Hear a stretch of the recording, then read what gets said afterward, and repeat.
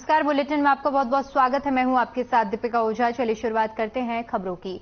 CM ने अधिकारियों को निर्देश दिए हैं कि केंद्र पोषित योजनाओं के तहत योजनाओं के सफल क्रियान्वयन के लिए किसी भी विभाग को कोई समस्या आ रही है तो मुख्यमंत्री कार्यालय में समस्या से शीघ्र अवगत कराया जाए। समस्या के समाधान के लिए संबंधित अधिकारियों के साथ बैठक कर समाधान निकाला जाएगा।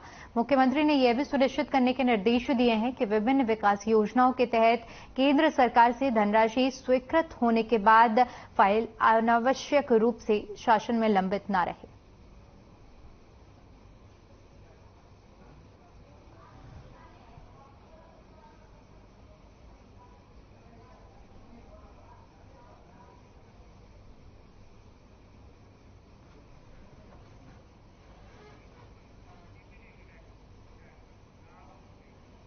अब खबर देहरादून से है, जहां पर बीजेपी ने लोकसभा चुनाव के लिए अभी से कमर कस ली है। पार्टी ने 5 लोकसभा क्षेत्रों के लिए सोशल मीडिया समिति का गठन कर दिया है। पहले सोशल मीडिया समिति और प्रदेश प्रभारी मनवीर सिंह चौहान ने कहा कि प्रदेश अध्यक्ष महेंद्र भट्ट और सोशल मीडिया प्रभारी कुलदीप कुमार की सहमति के बाद इन समितियों का गठन किया गया है। ये समितियां लोकसभा चुनाव को ध्यान में रखते हुए सरकार की योजनाओं का सोशल मीडिया के जरिए प्रचार प्रसार करेंगी।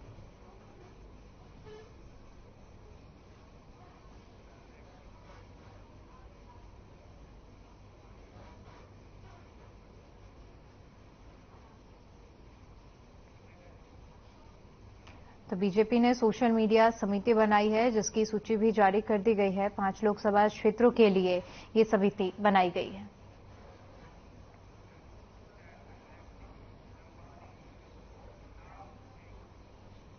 भारी बारिश के चलते पूर्णागिरि धाम को टनकपुर क्षेत्र से जोड़ने वाले मार्ग पर आए मलबे और पूर्णागिरि मेला क्षेत्र में हुए भूधसाव का जायजा लेने के लिए भू वैज्ञानिकों की टीम के साथ चंपावत के नवनियुक्त जिलाधिकारी नवनीत पांडे ने पूर्णागिरि क्षेत्र का दौरा किया।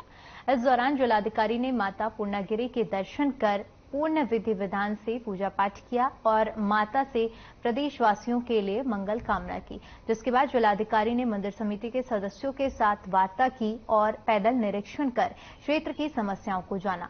मंदिर समिति के अध्यक्ष किशन तिवारी ने जिलाधिकारी का स्वागत कर उन्हें क्षेत्र की समस्याओं से अवगत कराया, जिसमें क्षेत्र में होने वाली पेयजल समस्या और स्वास्थ्य समस्याओं के निदान की मांग की गई। इस दौरान जिलाधिकारी ने भैरव मंदिर के पास चिकित्सा भवन में संचालित पुलिस चौकी के साथ क्षेत्र में स्थापित अन्य विभागों के कैंप कार्यालय का निरीक्षण किया और संबंधित अधिकारियों को जरूरी दिशा निर्देश जारी किए।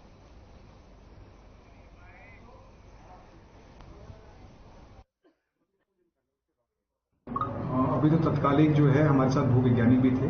तो एक तो जो आपने बताया कटौचिया में जो भूधसाव हो रहा है, तो उसका आज वो भूवैज्ञानिक निरीक्षण कर रहे हैं। शीघ्र हमारे पास रिपोर्ट आ जाएगी। जो भी वो सुझाव देंगे हम उसको एग्जीक्यूट करेंगे। दूसरा, मंदिर समिति की तरफ से सुझाव आया है कि वो थोड़ा सा जो अब ये नया स्टेबलाइजेशन प्रोग्राम कंप्लीट हुआ है मुख्य मंदिर में, तो वो अब कुछ मुख्य मंदिर में अपने चेंजेस करना चाह रहे हैं। तो हमने उनसे प्रस्ताव मांगे हैं और उसको फिर जो भी हमारे टेक्निकल एक्सपर्ट होंगे उनसे हम उनको एग्जामिन कराएंगे कि क्या पॉसिबिलिटी बन सकती है उस मंदिर को और बेहतर बनाने की। बाकी वहाँ पे थोड़ा सा इसकी पानी की और थोड़ा स्वास्थ्य सुविधाओं के अभाव के बारे में बताया गया था।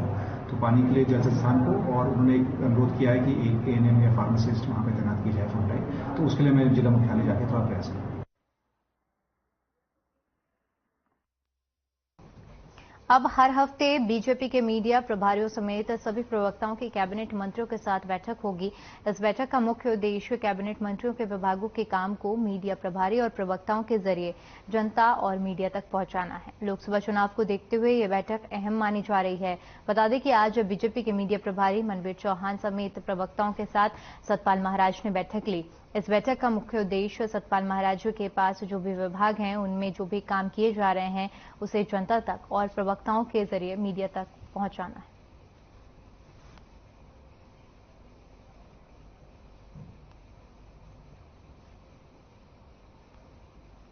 देखिए, मीडिया डिपार्टमेंट ने हमारे ये तय किया है कि सभी मंत्रीगणों के साथ हम सप्ताह में एक बार बैठेंगे। पूरे प्रवक्ता हमारे हैं, मीडिया इंचार्ज हैं, सह मीडिया प्रभारी हैं और हमारे मीडिया से रिलेटेड जितने भी लोग हैं, हम सब लोग उनके साथ बैठेंगे, सभी मंत्रीगणों के साथ। उनके विभाग में क्या बेहतर काम हो रहे हैं, उनके विभाग में क्या जन आकांक्षी योजनाएं चल रही हैं, किस प्रकार के विभाग में नई योजनाओं का क्या क्या उनका सोचना है, इन सब विषयों पर विस्तार से चर्चा माननीय मंत्रीगणों के साथ हुई है। और आज सतपाल महाराज जी से ये कार्यक्रम शुरू हुआ है। हर सप्ताह हम हर मंत्री के साथ बैठने वाले हैं, ताकि बहुत सारे विषय होते हैं जिनकी जानकारी समाज को जा सके, जिनकी जानकारी मीडिया को जा सके।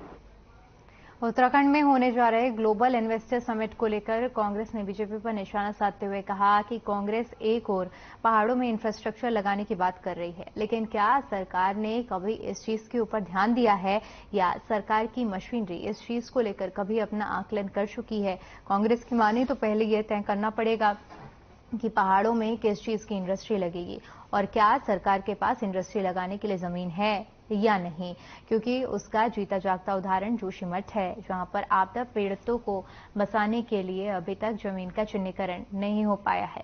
उन्होंने आगे कहा कि आपदा के कारण 300 से ज्यादा गांव को शिफ्ट कराना था, लेकिन जमीन न होने के कारण उन गांव को अभी तक शिफ्ट नहीं किया गया है।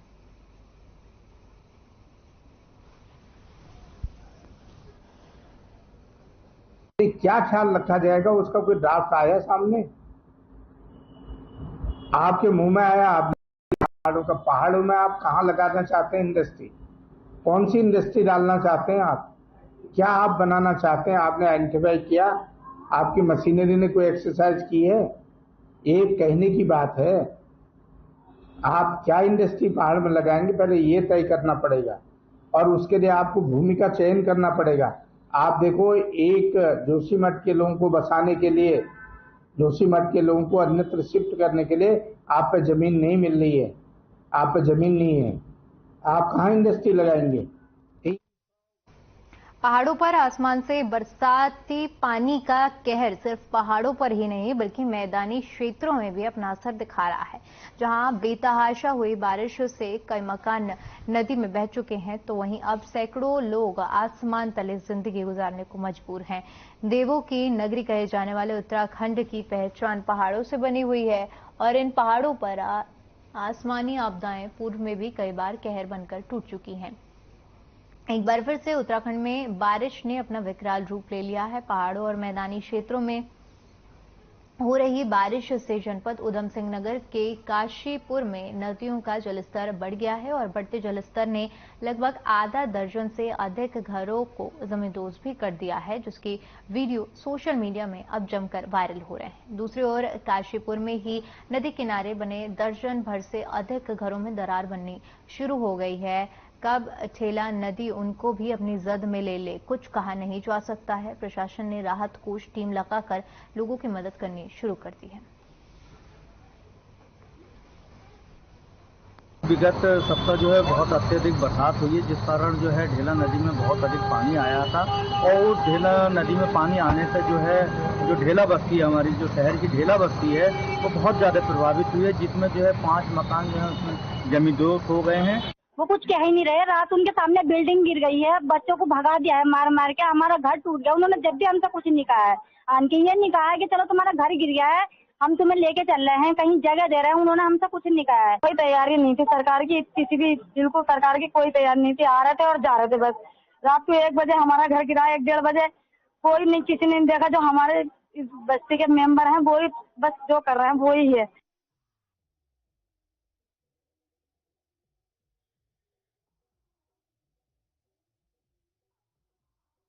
में स्वराज सेवा दल के कार्यकर्ताओं ने रेलवे स्टेशन पर शिक्षा, स्वास्थ्य और सहकारिता मंत्री के खिलाफ जमकर प्रदर्शन किया। प्रदर्शन के दौरान स्वराज सेवा दल के कार्यकर्ताओं ने मंत्री का पुतला भी फूंका। प्रदर्शनकारी शिक्षा और स्वास्थ्य की बदहाल व्यवस्था से नाराज हैं। इस मौके पर उन्होंने मंत्री पर कई घोटालों के आरोप भी लगाए हैं। बताते चले कि स्वराज सेवा दल के जिला अध्यक्ष राजेंद्र अधिकारी और महिला प्रकोष्ठ की जिला अध्यक्ष कीर्ति दुमका के नेतृत्व में स्वराज सेवा दल के कार्यकर्ताओं ने रेलवे स्टेशन के मुख्य चौराहे पर स्वास्थ्य मंत्री का पुतला फूंका। इस दौरान प्रदर्शनकारियों ने कहा कि डबल इंजन का दम भरने वाली बीजेपी सरकार की उदासीनता के कारण प्रदेश में स्वास्थ्य विभाग की व्यवस्थाएं लचर हो चुकी हैं। दूसरी तरफ सहकारिता महकमा अपने मूलभूत उद्देश्य से भटक गया है। इस मौके पर प्रदर्शनकारियों ने प्रदेश में शिक्षा, स्वास्थ्य और सहकारिता के क्षेत्र में सरकार की गलत नीतियों के चलते लगी सभी आरोपों की जांच उच्च न्यायालय के अवकाश प्राप्त न्यायाधीशों की देखरेख में गठित अलग अलग समितियों से कराने की मांग भी की है।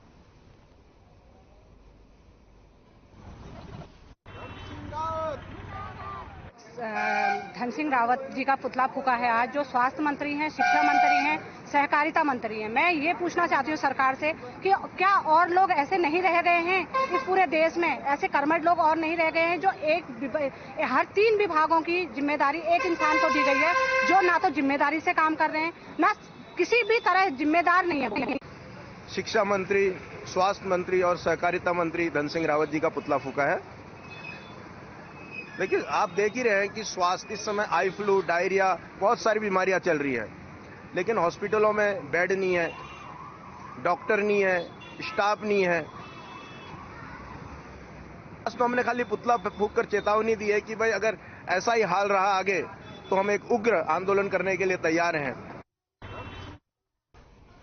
कुदरत के कहर के आगे बेबस कोटद्वार शहर में 200 से अधिक परिवार आपदा से प्रभावित हुए हैं। इन परिवारों में से करीब 172 आपदा प्रभावित परिवारों को बर्तन, बिस्तर, कपड़ों और राशन के लिए प्रशासन की ओर से 5-5 हजार की धनराशि उपलब्ध करवाई गई है। उधर दूसरी ओर राज्य की प्रमुख विपक्षी पार्टी कांग्रेस ने बीजेपी सरकार पर कोटद्वार को अवैध खनन के जरिए तबाह करने का आरोप लगाया है।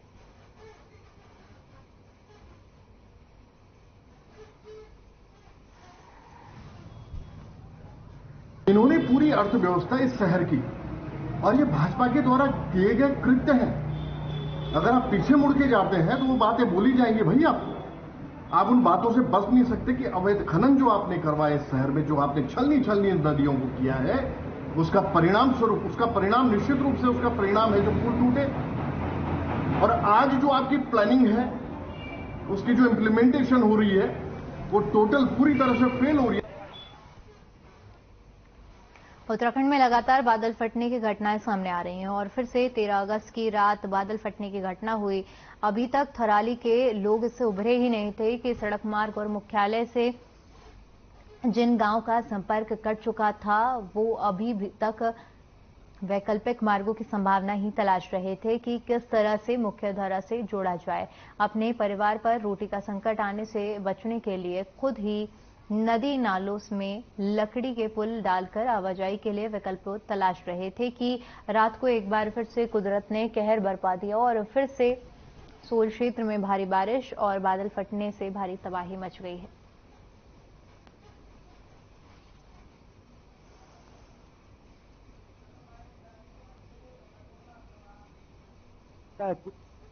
अभी तक बच्चे शिफ्ट तो हमने लोगों के घर में शरण ले रखी है। अपने बच्चों को लोगों के घर में, कहीं बच्चे हैं कहीं हम हैं, और लोगों के घर में शरणार्थी बने हुए हैं। अभी ऐसी व्यवस्था है सरकार की तरफ से, अभी तक हमारे लिए कोई भी वो सांत्वना नहीं दी। वही पुनरावृत्ति हुई है, जिससे कि कल के हाल देख करके तो ऐसा लग रहा है कि यहाँ पर रहना अब उचित नहीं है।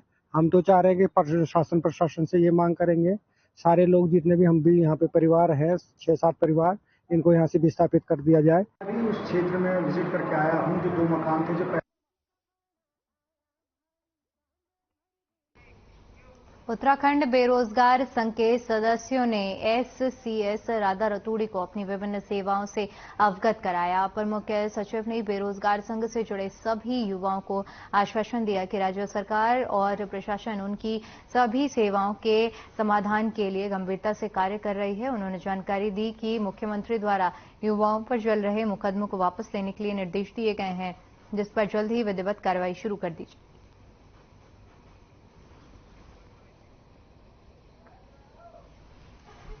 तो युवाओं को आश्वासन दिया गया है। एसीएस राधा रतूड़ी ने ये आश्वासन दिया है। उत्तराखंड बेरोजगार संघ की मुलाकात हुई है और मुलाकात में ये आश्वासन दिया गया है। ये तस्वीरें हम आपको दिखा रहे हैं।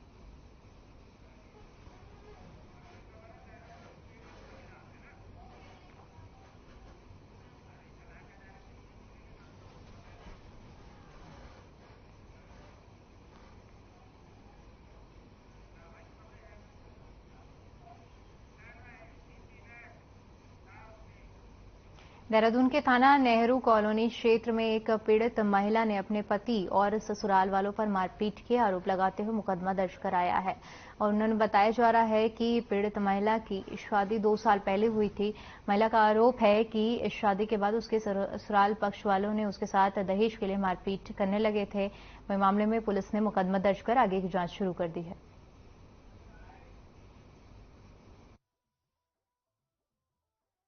ये बड़े परेशान है जब से लड़की दी है, जब से खून के आंसू रो रहे हैं। हम लोग बहुत परेशान है।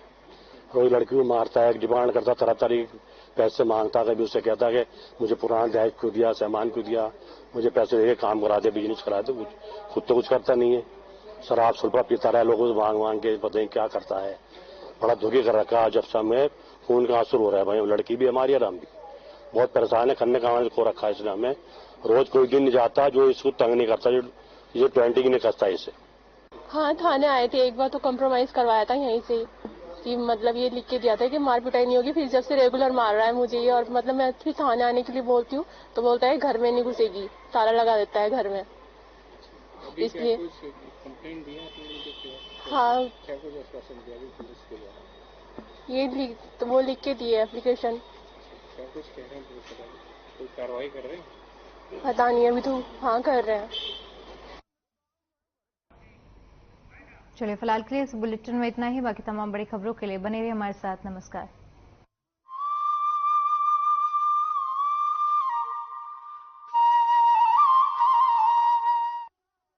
Can make Dosa's faster.